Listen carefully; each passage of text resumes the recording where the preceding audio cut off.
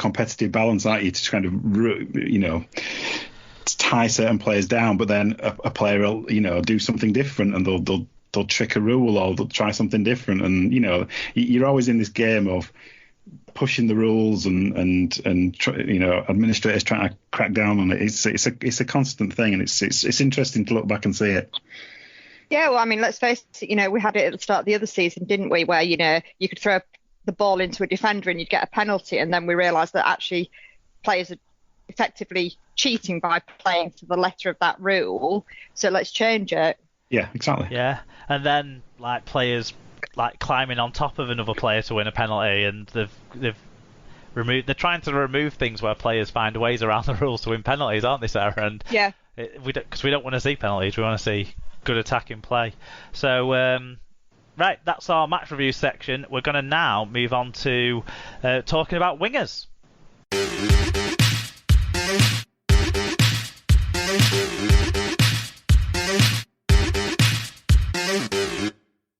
So we're going to talk about our favourite wingers.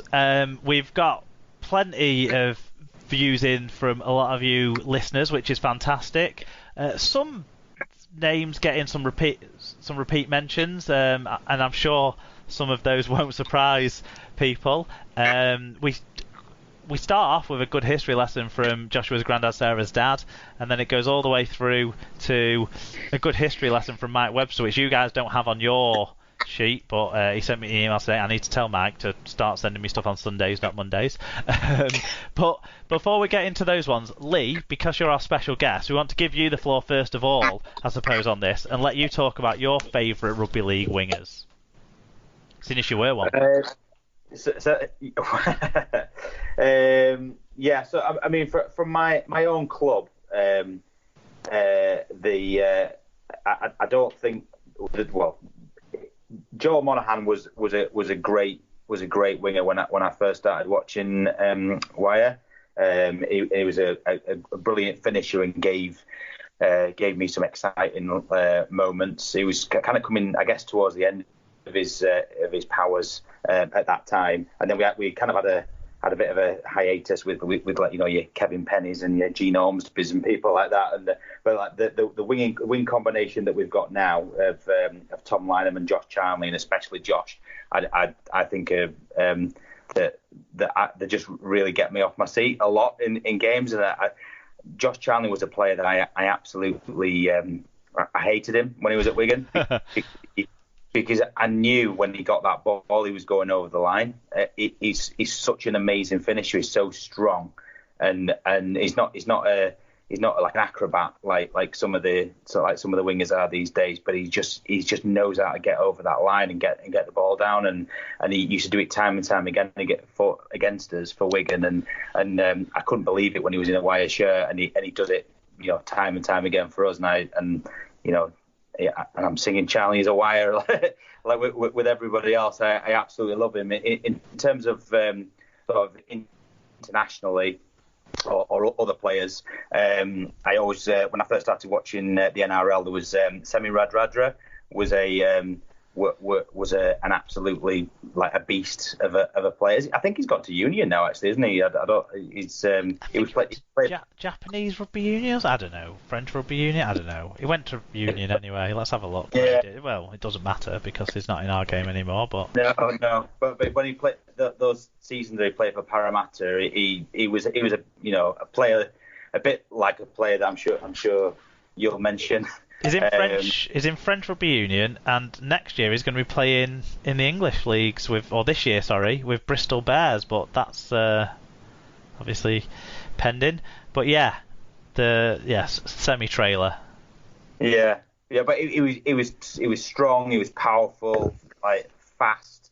He scored spectacular tries, and it was a winger that really stood out for me.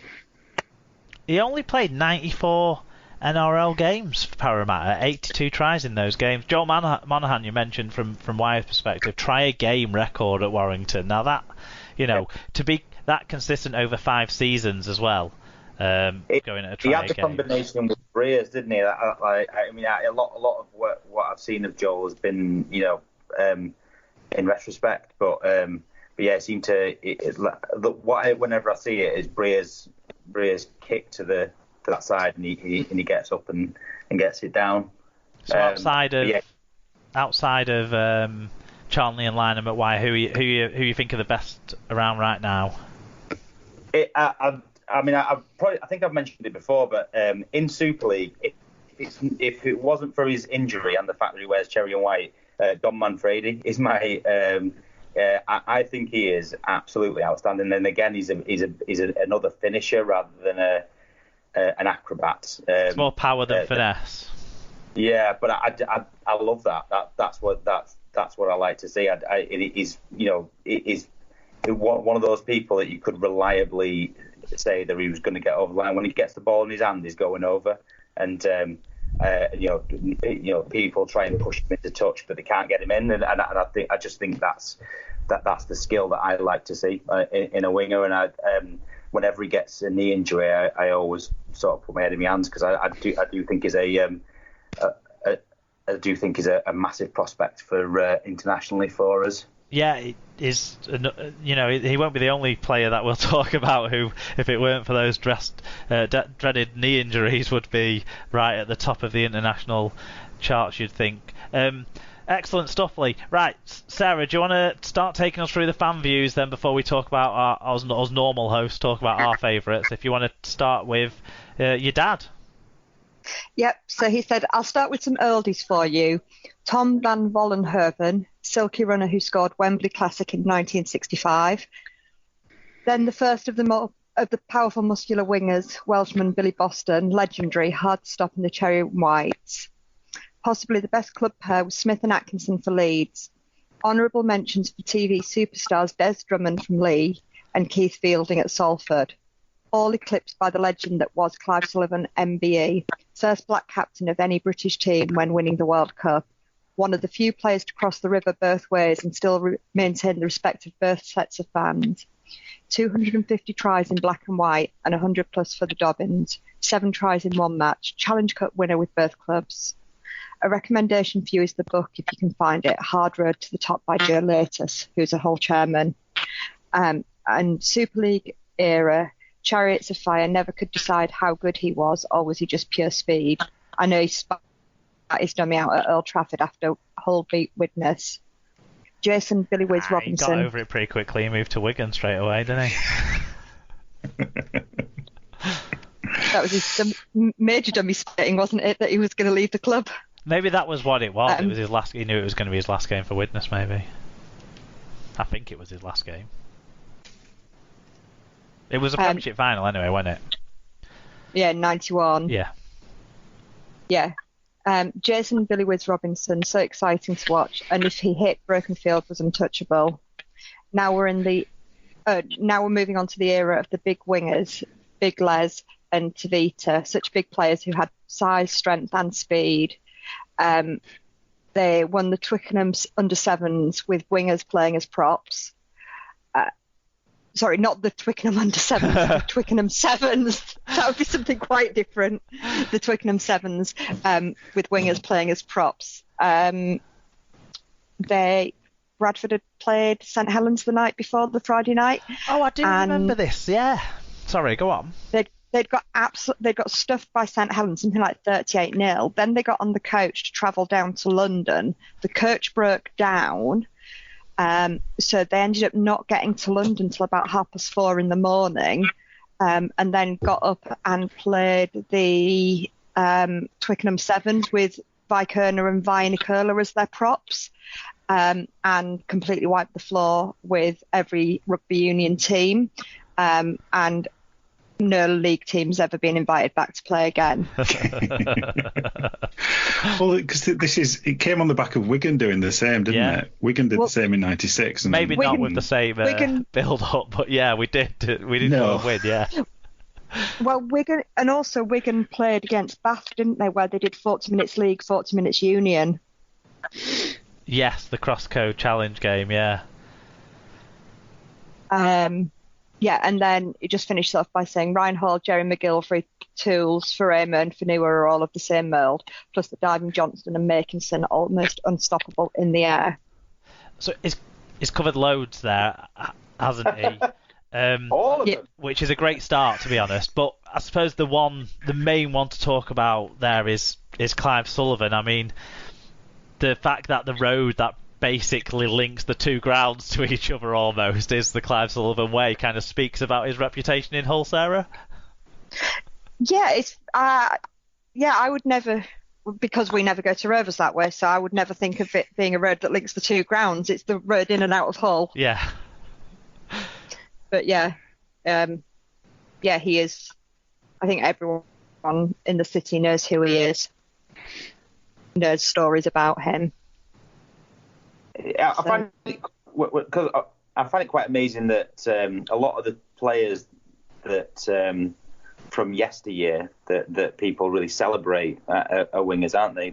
A lot of your Clive Sullivans and your Billy Bostons and a lot of those names that got mentioned there. They're Van Vollenhoven, that my mother-in-law, who's from St Helens, talks about. She went to that 65 final, but that's like now wingers are if you were going to pick the top 20 or whatever players in Super League since it started, you'd be a long way down the list before you pick the winner. I think people celebrate the half-backs and the work that gets done through the middle a lot more now, and I think the role of a winger is I don't know, they're not celebrated as much. I don't. I think try scoring. I think one of the things that actually underlines that, what you're saying, Leigh, is in the first class, as it were, of the Rugby League Hall of Fame, the RFL's Hall of Fame, it included 3 wingers in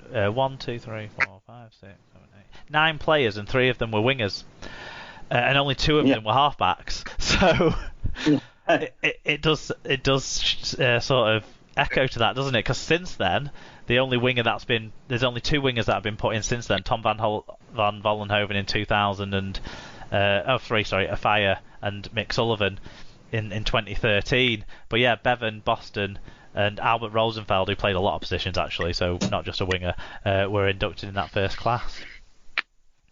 Yeah. Any thoughts on why that was? Maybe just maybe because they're the names that you're going to see in the headlines if they're the ones scoring the tries, and you're not going to watch as many games, are you? I suppose you're not going to see as much play. Yeah, they're the names that are in the paper, who scored. But do you think as well, because there were so many more fans going to games, do you think there were more casual fans then than everybody who goes to rugby games now seem to be like they're really into it and a hardcore, so you appreciate the work that gets done. But like when I first started watching, I wouldn't have been able to tell you whether a hooker had a good game or a second rower had run a good line, but I would be able to tell you that a winger had run really fast and scored a really good try. And maybe just the broader appeal of the game had people that were more casually interested, and they could see the more immediately the benefit that a winger added. The games were structured a bit differently, weren't they, as well? Kind of like what we spoke about with the match reviews, when you had like contested scrums and a different kind of battle down the middle. And last week when we had David on, he was talking about how a second rower would be more of a middle rather than a edge runner back in those days as well. So maybe it just meant that once the ball got out to the wingers, you noticed them more because they were the people who did the spectacular thing after all the donkey work, as it were. Yeah. Sarah, any other ones you wanted to sort of pick out to talk about? Any of the other Hull FC ones from what you did? I was actually just going to say about the Clive Sullivan thing. Did you see on social media this week that they'd shown the 100-metre race between which Clive Sullivan was in? Yeah, with George Best as well. Yeah. Yeah, there's some great clips. Actually, the RL Cares Facebook page is showing some really good archive stuff, and that's one of those things. So yeah, good shout. Right, shall we move on? Mark Wilson at WillowTree88. He said Billy Wiz, best winger I've ever seen. Made me support Wigan as a kid when Wakey was in the Championship. But from my own club in my lifetime, Semi Tadjalala had a great link up with Solomona and Domic.